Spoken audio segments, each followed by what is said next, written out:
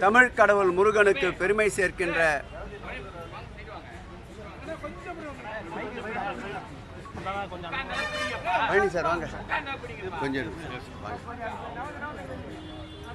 தமிழ் கடவுள் முருகனுக்கு பெருமை சேர்க்கின்ற ஆட்சி ஒன்று உண்டென்றால் இந்து சமய அறளைத்துறை உருவாக்கப்பட்ட காலத்திலிருந்து திராவிட மாடல் ஆட்சியின் நாயகனாக இருக்கின்ற இன்றைய தமிழக முதல்வர் ஆட்சியில்தான் முத்தமிழ் முருகனுக்கு பெருமை சேர்க்கின்ற ஒரு ஆட்சியாக இந்த ஆட்சி திகழ்கிறது.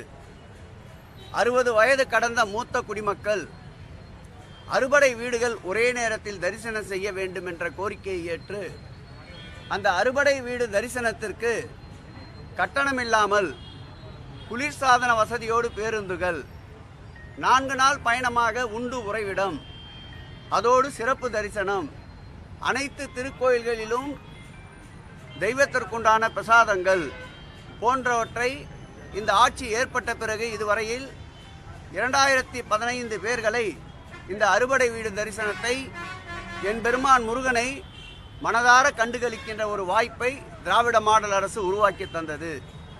அதன் தொடர்ச்சியாக இந்த ஆண்டு 2000 பேர்கள் அறுபடை முருகன் தரிசனத்தை காண வேண்டும் என்ற உத்தரவுக்கிணங்க ரூபாய் 2,15,00,000 அரசே மானியமாக வழங்கி இன்றைக்கு கந்தக்கோட்டை முருகன் பெருமாள் திருக்கோயிலிருந்து 199 பேர் இந்த யாத்திரைக்கு புறப்பட்டிருக்கின்றார்கள்.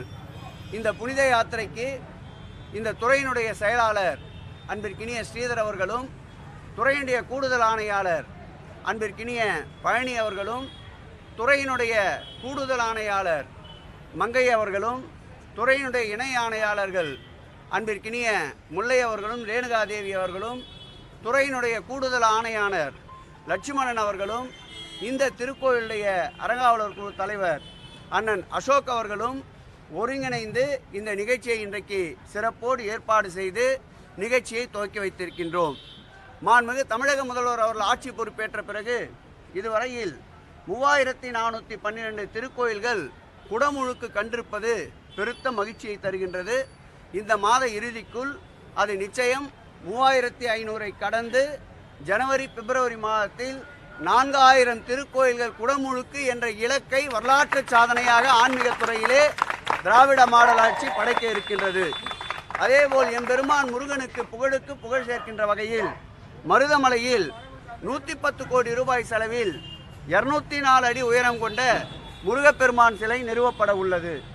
அதேபோல் திண்டலில் 207 கோடி ரூபாய் செலவில் நம்முடைய அருமையண்ணன் வீட்டு வசதித்துறை அமைச்சர் முத்துசாமி அவர்களுடைய ஒத்துழைப்போடு மாண்புமிகு முதல்வர் அவர்கள் உத்தரவுக்கேற்ப 30 கோடி ரூபாய் செலவில் 207 அடி உயரமுள்ள முருகர் சிலை நிறுவப்பட உள்ளது. அதேபோல் ராணிப்பேட்டை குமரகிரியில் சுமார் 7 கோடி ரூபாய் மதிப்பீட்டில் 114 கோடி ரூபாய் செலவில் முருகர் சிலை நிறுவப்பட உள்ளது. அதோடு மட்டுமில்லாமல் இந்த ஆட்சி பொறுப்பேற்ற பிறகு திருக்கோயிலின் குடமுழுக்கு என்று கணக்கெடுத்து கொண்டால் 131 திருக்கோயில்களில் என் அப்பன் முருகனுக்கு மாத்திரம் குடமுழுக்கை கண்டிருக்கின்றோம். அதில் அறுபடை வீடுகளான நம்முடைய பழனி, திருச்செந்தூர், திருப்பரங்குன்றம் போன்ற 3 திருக்கோயில்களுக்கு குடமுழுக்கு காணப்பட்டிருக்கின்றது. இந்து சமய அறத்தின் வரலாற்றிலே இல்லாத அளவிற்கு 300 கோடி ரூபாய் அளவிற்கு பெருந்திட்ட வரைவு திட்டத்தை எடுத்துக்கொண்டு திருச்செந்தூரில் அனைவரும் மூக்கின் மீது விரல் வைக்கின்ற அளவிற்கு மிக பிரம்மாண்டமான ஒரு குடமுழுக்கை நடத்தி காட்டிய ஆட்சி திராவிட மாடல் ஆட்சி என்றால் இந்த நேரத்தில் அது மிகையாகாது. அதேபோல் அறுபடை வீடுகள் மற்றும் திருமுருகன் கோயில் சேர்த்து சுமார் 1085 கோடி ரூபாய் செலவில் திருப்பணிகள் மேற்கொள்ளப்பட்டு வருகின்றன. ஆன்மீக பயணம் என்று எடுத்துக்கொண்டால் காசி ராமேஸ்வரம் ஆன்மீக பயணத்தை முதலில் அறிவித்த ஆட்சி திராவிட மாடல் ஆட்சி. அதேபோல் மானசேவர், முக்திநாத் போன்ற திருக்கோயில்களுக்கு ஊக்கத்தொகையாக வழங்கப்படுகின்ற நிதியை உயர்த்தி தந்த ஆட்சி மாண்புமிகு திராவிட மாடல் ஆட்சி. அதேபோல் புரட்டாசி மாதத்தில் பெருமாள் திருக்கோயில்களுக்கு புனித யாத்திரையாக கட்டணமில்லாமல் செல்கின்ற திட்டத்தை கொண்டு வந்த ஆட்சி திராவிட மாடல் ஆட்சி. அதேபோல் ஆடி மாதத்தில் அம்மன் சுற்றுலா கட்டணமில்லாமல் கொண்டு வந்த ஆட்சி திராவிட மாடல் ஆட்சி. அந்த வகையில் மாதந்தோறும் திருக்கோயில்களில் பௌர்ணமி திங்களில் மங்கையர்கள் பங்கேற்கின்ற திருவிளக்கு பூஜையை 19 திருக்கோயில்களில் நடத்தி காட்டியிருக்கின்ற ஆட்சி திராவிட மாடல் ஆட்சி. இப்படி எண்ணற்ற புதிய புதிய திட்டங்களை இந்த ஆட்சியில் மாண்புமிகு தமிழக முதல்வர் சிந்தையில் உதித்திட்ட இந்த திட்டங்களினால் இன்றைக்கு ஆன்மீகவாதிகள் போற்றுகின்ற ஒரு ஆட்சியாக இந்த ஆட்சி திகழ்வதால் தான் நாலாபுறமும் இருந்து ஈட்டி முனை தாக்குதல்கள் இந்த ஆட்சியின் மீது ஏற்படுத்தப்படுகின்றன. திட்டமிட்டு சங்கிகள் அறையிலே உட்கார்ந்து தீட்டப்படுகின்ற திட்டங்களுக்கேற்ப நீதிமன்ற நெடிய வாசல்களை திராவிட முன்னேற்ற கழகத்தின் திராவிட மாடல் ஆட்சி இந்து சமய அறநிலைத்துறை சென்று கொண்டிருக்கின்றது. எல்லாம் வல்ல இறைவன் எங்களுக்கு பக்கத்துணையாக இருப்பதால் அனைத்து வழக்குகளிலும் எங்களுடைய நடுநிலையான எங்களுடைய நியாயத்தை எடுத்து கூறி வெல்வோம், நிச்சயம் நீதி படைப்போம், வரலாறு படைப்போம் துறையிலே என்று கூறுகிறேன். மகிழ்ச்சியோடு இன்றைக்கு 199 பேர் அறுபடை வீடு பயணத்தை மேற்கொண்டிருப்பவர்கள் எல்லா வளமும் நலமும் பெற்று வாழ்வாங்கு வாழ இறைவனையும் இயற்கையையும் வேண்டுகிறேன்.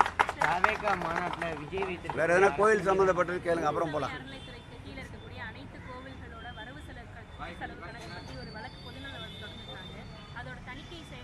நிச்சயமாக தெளிவாக அன்றைக்கே நீதிமன்றத்தில் எடுத்துரைத்திருக்கின்றோம்.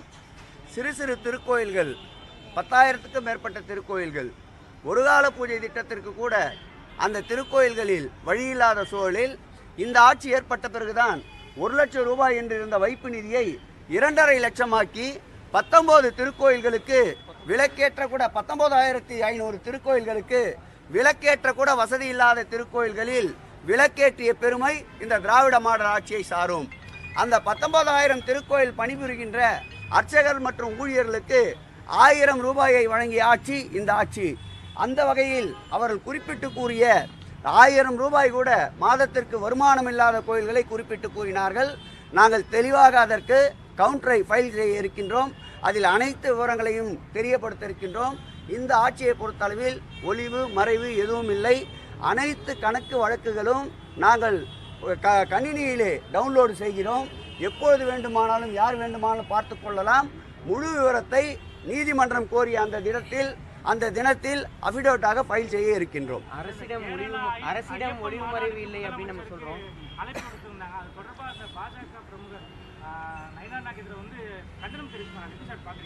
நயினார் நாகேந்திரன் அரண்டு மிரண்டு போயிருக்கின்றார். இது ஏற்கனவே இந்த ஆட்சியின் மீது ஆன்மீகத்துக்கு எதிரான ஆட்சி என்ற வலையை வீசலாம் என நினைத்தார்கள். அந்த வலையை அறுத்தெறிந்து இது ஆன்மீகவாதிகள் ஆட்சி என்று நிரூபித்த பெருமை திராவிட மாடல் ஆட்சியுடைய நாயகன் மாண்புமிகு முதல்வர் அவர்களை சாரும்.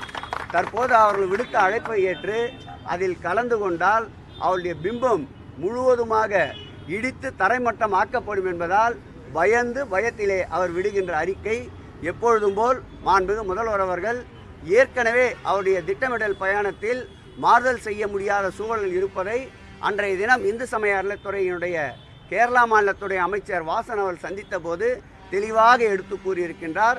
நானும் நம்முடைய அமைச்சரவையில் இருக்கின்ற தியாகராஜன் அவர்களும் அந்த நிகழ்விலே பங்கேற்க இருக்கின்றோம். ஆகவே நயினார் நாகேந்திரனுடைய பயத்திற்கான முடிவு 2026ஆம் ஆண்டு சட்டமன்ற தேர்தலில் அவர் போட்டியிட இருக்கின்ற அந்த தொகுதியையே திராவிட முன்னேற்ற கழகம் கைப்பற்றும் என்பதை இந்த நேரத்தில் அழுத்தம் திருத்தமாக தெரிவித்துக் கொள்கிறேன். திருச்செந்தூர்ல ஒரு சில அர்ச்சகர்கள் தாமாகவே கட்டணத்தை பெற்றுக்கொண்டு கோயிலுக்குள்ள அனுமதிப்பதால் தொடர்ச்சியாக குற்றச்சாட்டு முன்வைக்கப்படுது. அரசிடம் ஒளிவுமறைவு இல்லைன்றீங்க, ஆனால் அர்ச்சகர்களிடம் ஒரு ஒளிவுமறைவு இருக்கிறது. அர்ச்சகர்களிடம் ஒளிவுமறைவை ஏற்படுத்த வேண்டும் என்பதற்காகத்தான் பல்வேறு வகையில் நடவடிக்கைகளை எடுத்துக்கொள்ளுகின்ற பொழுது நீதிமன்றத்திற்கு செல்கிறார்கள். நீதிமன்றத்திலும் அவ்வப்போது எங்களுடைய நியாயத்தை எடுத்து சொல்லி அதற்குண்டான தீர்ப்பனையும் பெறுகின்றோம். கூடிய விரைவில் அதை ஒரு ஒழுங்குமுறைப்படுத்தி எந்த விதமான கையூட்டும் இல்லாமல் தரிசனம் பெறுகின்ற ஒரு சூழலை நிச்சயம் துறை மேற்கொள்ளும், நடவடிக்கை எடுக்கும். திருச்சி ஸ்ரீரங்கநாதர் கோயிலை வந்து யுனெஸ்கோ அங்கீகாரம் வேணும் அப்படின்னு சொல்லிட்டு மத்திய அரசுக்கு பரிந்துரை கேட்டிருக்காங்க. அப்படி நடந்தால் இந்து சமய அறநிலையத்துறை கட்டுப்பாட்டில் வந்து அந்த கோயில் வந்துடும் அப்படின்னு ஒரு அச்சம் இருக்கு அப்படின்னு இல்லை, அதை நானும் ஊடகத்திலே பார்த்தேன். அவரிடமே நேரடியாக இது குறித்து விளக்கமளிக்க இருக்கின்றேன். துறையினுடைய கட்டுப்பாட்டிலே இருந்தால்தான் தமிழகத்துடைய தொன்மையை நாம் பாதுகாக்க முடியும். பல்வேறு திருக்கோயில்கள் அப்படி ஏஎஸ்ஐயிடம் இருக்கின்ற போது சிறிய அதனுடைய மரமாத்து பணிகள் என்றாலும் கூட அவர்களை அணுக வேண்டிய சூழ்நிலை இருக்கின்றது.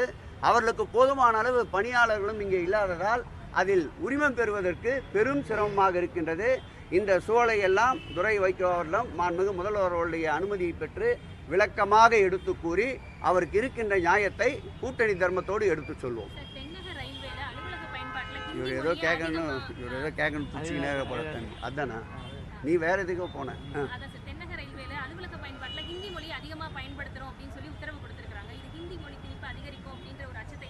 நிச்சயமாக மாண்புமிகு தமிழக முதல்வர்கள் ஏற்கனவே இருமொழி கொள்கை என்பதில் உறுதியோடு இருப்பவர். எந்த ரூபத்தில் இந்தி நுழைந்தாலும் எந்த தியாகத்திற்கும் தன்னை ஆட்படுத்தி கொண்டு அதை எதிர்ப்பதற்கு துணிவோடு களத்திலே நிற்கின்ற இரும்பு மனிதர் நம்முடைய முதல்வர் அவர்கள்.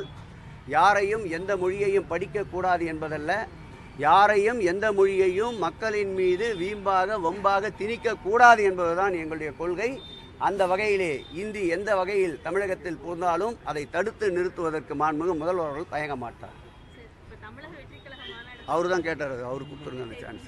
தமிழக வெற்றி கழக 2வது மாநாட்டில் தொடர்ச்சியாக அரசின் மீது பல்வேறு விமர்சனங்கள் வைக்கப்பட்டிருந்தது.